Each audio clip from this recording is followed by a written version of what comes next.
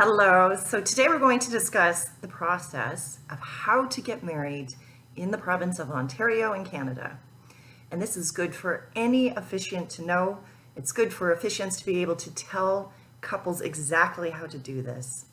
There's a lot of information online, and the idea of being able to explain this to your couples is to make it easy for them so they don't have to root around for information and to make sure they have everything done correctly so you can correctly and legally marry them. Okay, so obviously there are a few things that you need to know before you get married, which includes not being married to somebody else. You must be fully divorced.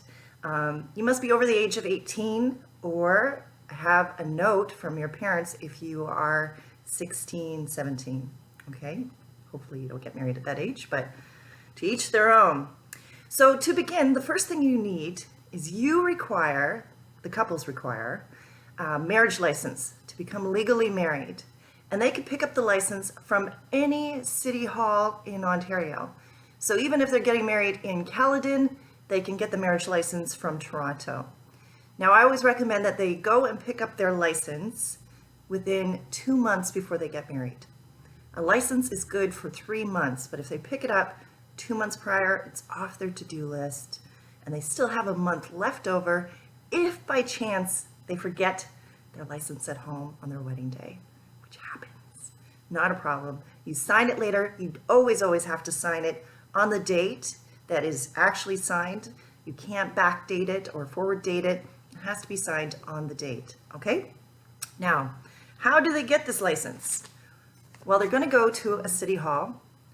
They can fill out an application that they're going to hand into a city hall clerk to get their actual license. Now, on my website, themarryinglady.com, under wedding planning pre-wedding, there is a downloadable PDF of the application. But often when you walk into city halls, they have a little stand. You take the application out, fill it out, and then take a number, line up, go to city hall, get the license. You can do it in one day. They'll do it right there, okay? When you get your license, make sure you pull it out and read it. I mean, the people filling it out are human beings. Make sure it's correct before you leave City Hall. When you go to City Hall, you're going to bring 2 original pieces of ID, government-issued ID. This will vary with the various City Hall venues that you go to. Often it's a valid passport, record of immigration landing, Canadian citizenship card, driver's license, and your certificate of divorce if you have been married in the past. So it saves time to actually download the marriage license application ahead of time.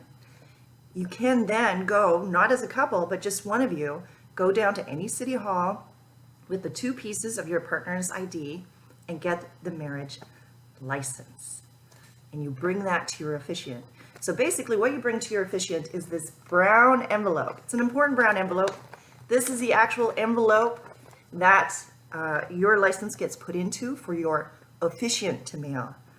You as the couple, or the couple, do not mail this. We mail it within 48 hours of having filled it out. Okay, so let's see what's in the brown envelope. And these things vary across Ontario on what they actually give you.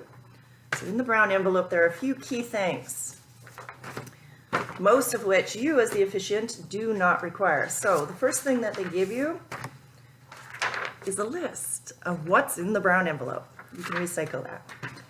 Next, how to change your names. Now, as officiants, we do not know this process. I've tried to learn this process. It's very complicated.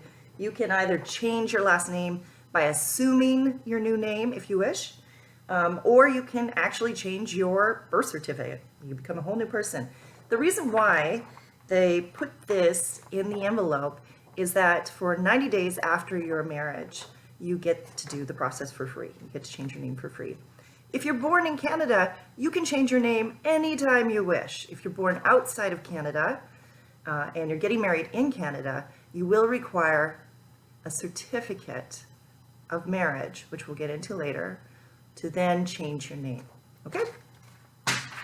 Next, you will find This is the back of the marriage license that I have to mail off today. You'll find the actual license in it. This top part will all have been filled out. This is the part that the officiant needs to fill out. Make sure you tell the couple, don't touch this beforehand. Leave it be. We fill it out. Okay, and it has a few things that are required on it, such as your license number, your address, who you're affiliated with, and the location of where the wedding took place. The witnesses sign this, we sign this, and we mail it off. We take a picture of it before we mail it off, in case Canada Post loses it. And then we have a copy of it, okay? Also in that envelope is a longer sheet. This has been kind of ripped off. A longer sheet which has something called the record of solemnization. This is a souvenir. It is a fake marriage certificate. It is a leave behind to basically say, yay, you're married, here you go, here's your certificate.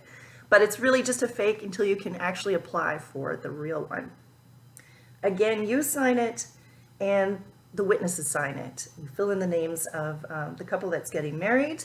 What I always tell couples is that this number at the very bottom is the same number as your actual marriage license. So this is something to give them a souvenir that has the actual number on the bottom. And how you fill out the names on here is exactly how the names are on their marriage license, which is exactly how the government is going to register them, which means that's exactly how the names will need to be inputted into the system when requesting the actual marriage certificate. Okay, now many city halls will provide this application for the marriage certificate, which they say wait. They say to wait 90 days after you've been married to basically get your marriage certificate, which is just there are two types of certificates. There's one, a long form, which is basically a photocopy of this, but them saying they received it and you were married. The other form is a nicer looking actual certificate. And you'll need that certificate in order to change your name if you want to get it for free or if you're from outside Canada. Now, what I do after I marry couples is I give them a link to go online to then fill out the request for their certificate. Okay, because I find that it's easier, it's faster, it saves them postage, and so they can recycle that. All right, now something that couples need to know is that it varies across different cities in terms of the cost of your marriage license. So some city halls offer better deals than others. In Toronto, a license costs $140. Ajax, Oshawa, Whitby, Newmarket are all less expensive. So if you're traveling outside of Toronto and you're getting married in Toronto, pick up your marriage license there. It's cheaper. It varies, so I don't know the exact costs. Burlington, Oakville, Milton, King City are actually more expensive than Toronto right now at this time. Tweed, which is an hour's drive east of Peterborough, is one of the cheapest in the province. So if you're out there, it's a good place to pick up your marriage license and then bring that to us, and that's what we fill out. Okay, the other thing, of course, that we fill out, the license, record of solemnization, and we always keep a record for ourselves in our register. Okay, can my friend from Saskatchewan, who is a marriage commissioner, marry me in Ontario? No, absolutely not. Each province in Canada has its own set of rules and licensing for weddings. So I believe that in Quebec, an ordinary person can marry once in a lifetime. In each province, it's very different. You need to be clergy or justice of the peace here in Ontario in order to be able to marry somebody.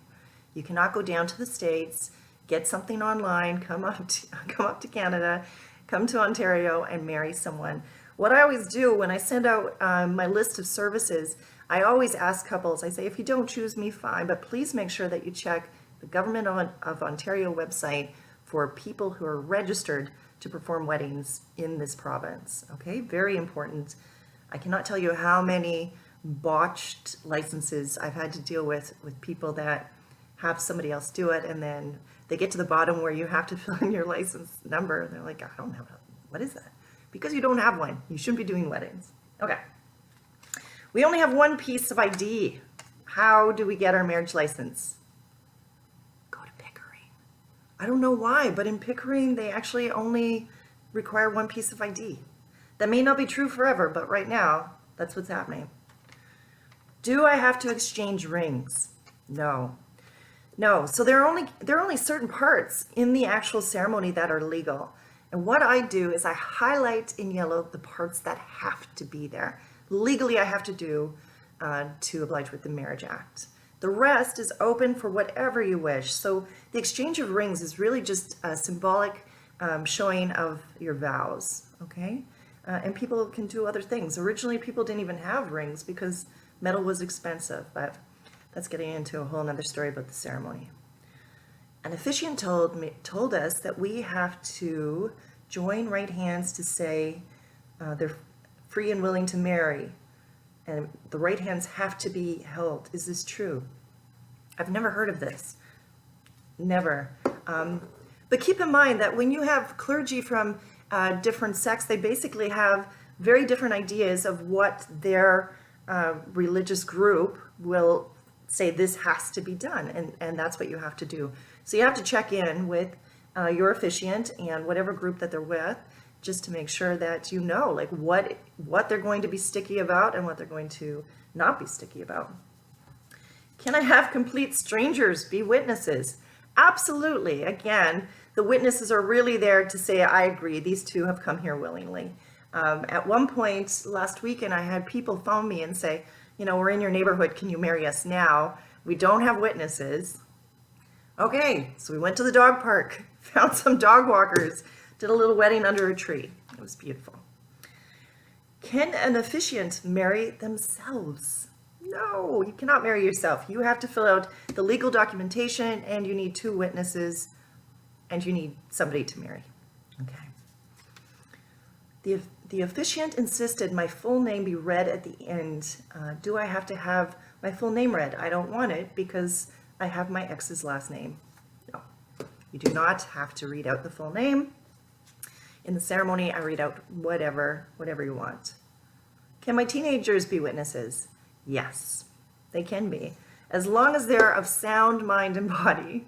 As long as I usually don't go anything under the age of 14. They just have to be, again, all they have to do is acknowledge that you've come there willingly and upon your own accord. I was told I couldn't get married in a park because it doesn't have an address. No, not true. You can totally get married in a park. I mean, parks have addresses. And in fact, the marriage license itself simply requests that you put the city or town and country when you fill it out. So, I mean, you're in Toronto, you're in Toronto. It doesn't matter where in Toronto you are. Can we write our own vows? You can write your own vows. You can sing your own vows. You can do interpretive dance moves, whatever you want. Vows are not a legal part of the ceremony. The only part that is legal is the part where I will say, you know, have you come here willingly and upon your own accord. You have to agree to be in that, agree to get married, or at that point I drop the mic and walk out, because if you don't agree to be there, I can't marry you. And finally, do you have to ask if anyone objects to the marriage? I love that scene. In every crazy wedding movie that Americans have ever made, there's always the part, does anyone here today have any reason why? And no, we don't have to do that here in Ontario. In fact, I've never done it. To meet the requirements of the Marriage Act, I always switch it around, and instead I say, in the spirit of joy and affirmation, I ask you, our families and friends who are gathered here today as our witnesses, do you give these two your blessing and support and wish them a wonderful life together? And they go, yay! And it's beautiful. I highly recommend it. Again, it's not a legal part anymore. It just is a lot of fun. Okay, so I hope that helps. And again, I always recommend to couples, I always send them the link to go after the wedding, go online, request their marriage certificate. Do it now because the Canada Post lost it and we, the officiants, have to say, yes, we married them. It's a whole lot easier to do it shortly after the wedding than 10 years from now when I'm sitting on a beach in Mexico. Okay, hope that was helpful. Please, if there's anything I missed out or any corrections to be made, because this stuff varies across each city hall, feel free to leave comments. Thank you very much, and feel free to visit themarryinglady.com, wedding planning, pre-wedding for more details. Thanks, bye.